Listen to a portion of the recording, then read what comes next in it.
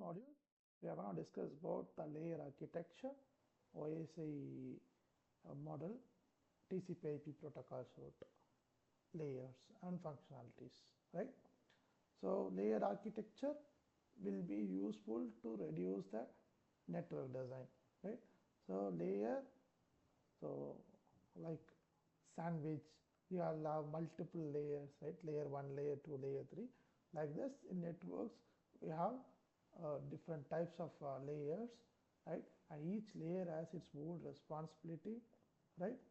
For the layer architecture will be useful to reduce the complexity of the design as well as to control the monitoring and administration debugging purposes, right?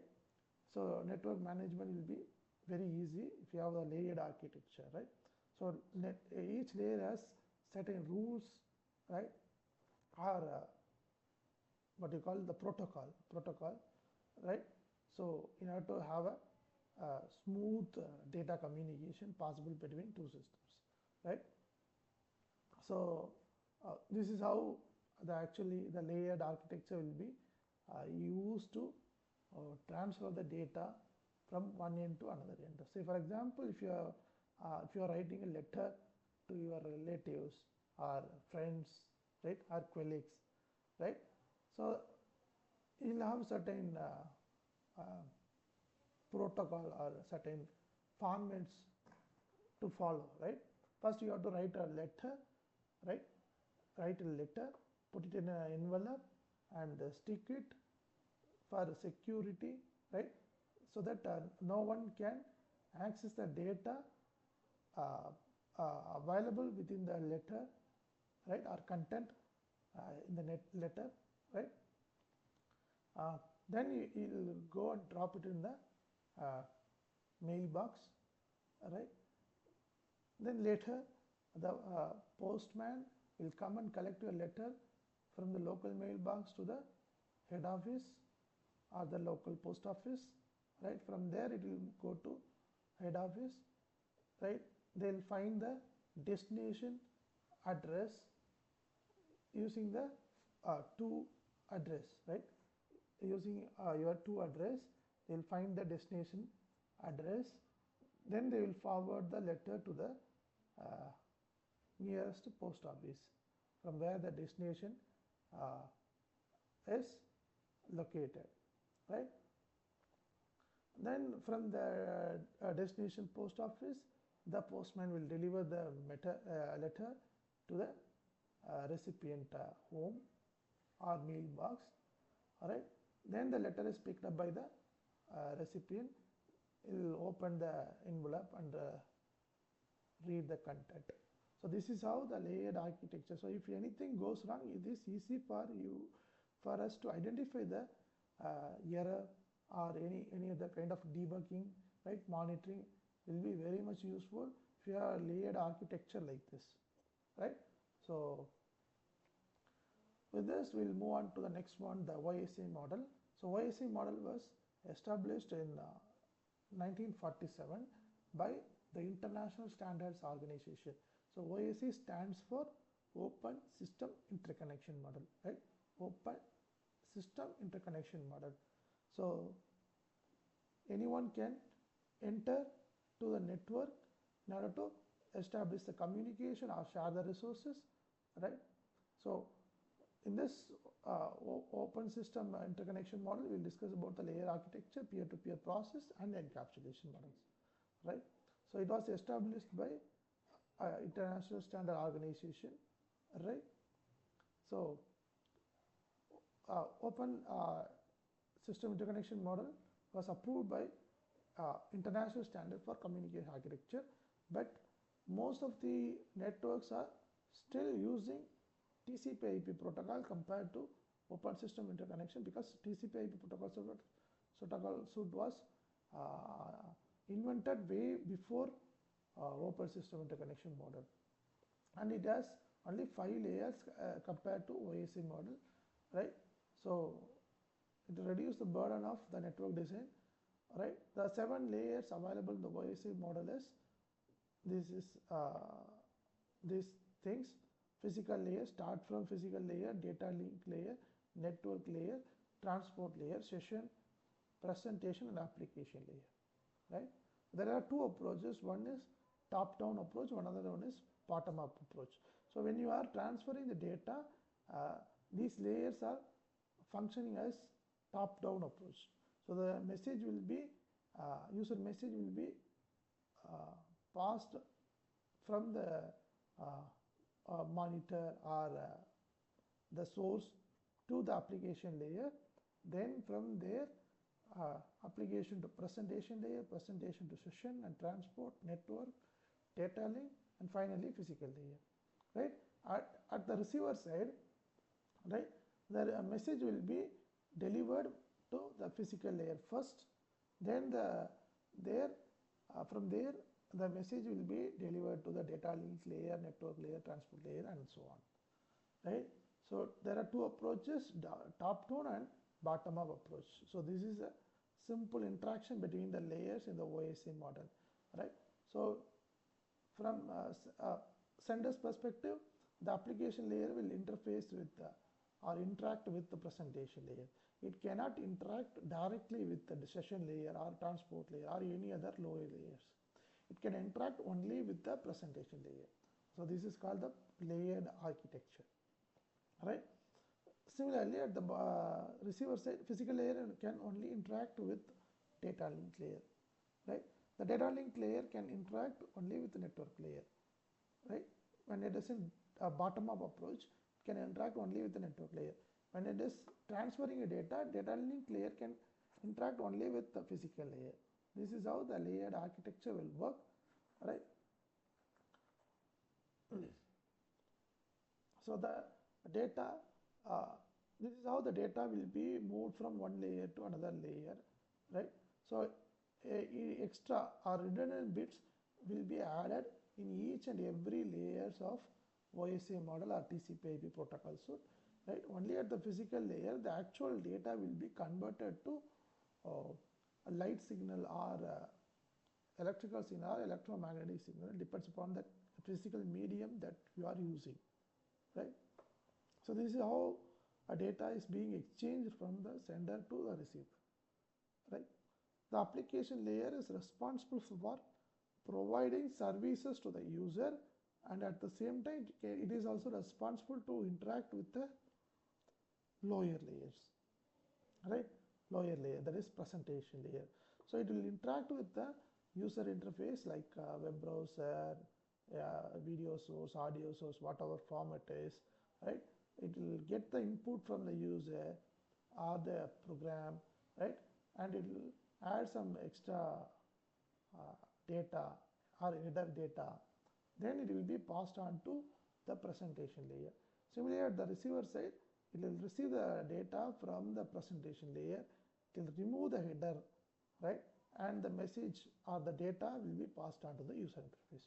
So this is how the application layer will work.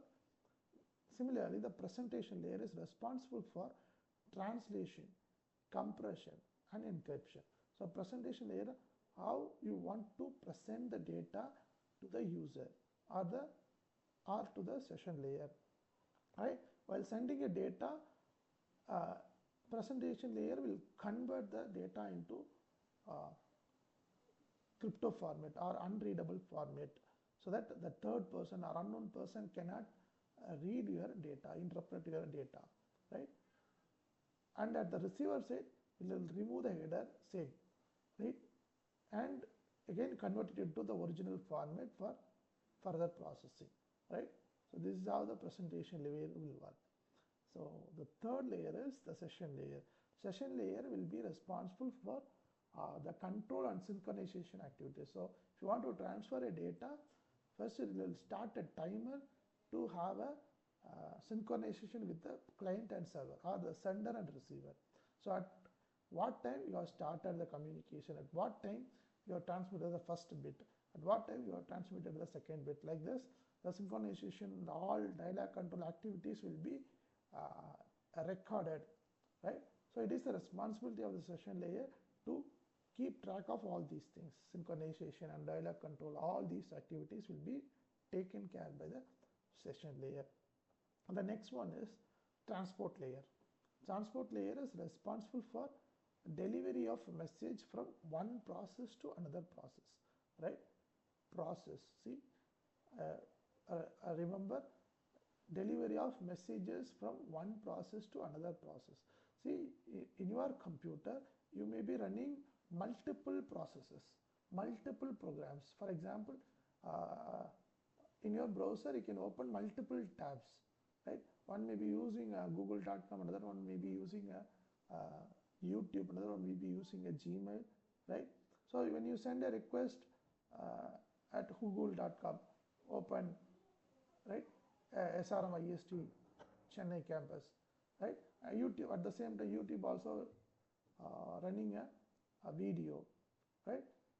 So it is the responsibility of the transport layer to deliver the response for each process individually without any error, right?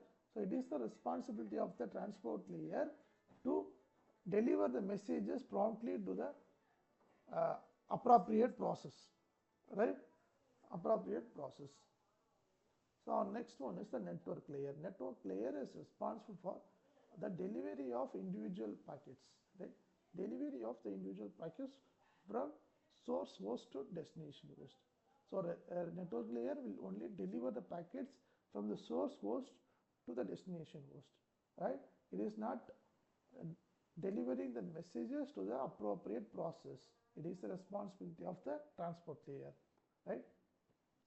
So it will add the header, right, network header, and transfer the data to the data link layer. At the receiver side, it will remove the header and it will forward the data to the transport layer. From there, the transport layer will deliver the data to the appropriate process, right? The data link layer is responsible for moving frames one by one to the next one, right? So the data will be formed, multiple datas will be clubbed to form a frame, right? Frame, and for each frame will be transferred from one by one, right?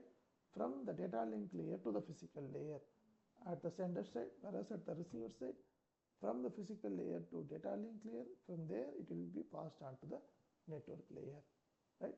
Physical layer is actually the responsible for providing the physical interface from the host to the medium, right? So it will actually convert the bits, right, bits to appropriate form for transmission, right? For example, if you are using a coaxial cable or twisted pair cable, then your binary bits will be converted to electrical signal. Or if you are using optical fiber as your transmission medium, then the bits will be converted to light sources, right? So this is the summary of the layer functions, right? Layer functions. See, physical layer transmit the bits into mechanical or electrical specifications, whereas data link layer organize the bits into frames, right? And it is responsible for node-to-node delivery. And network layer is responsible for delivery of packets from one host to another host, transport, end-to-end delivery from one process to another process, right? Session layer, synchronization and dialogue control activities.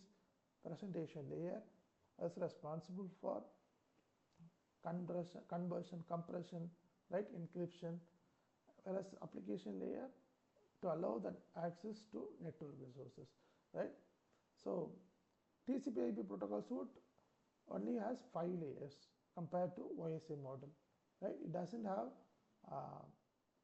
session layer and presentation layer. So the session layer and presentation layer functionalities will be incorporated into the application layer. So in the OSI model, the bottommost 3 layers, that is physical layer, data link layer, network layer, are implemented using hardware resources. So the bottommost 3 layers are also called as, right, hardware oriented layers, Whereas the topmost three layers, session layer, presentation layer, application layers, are implemented using softwares.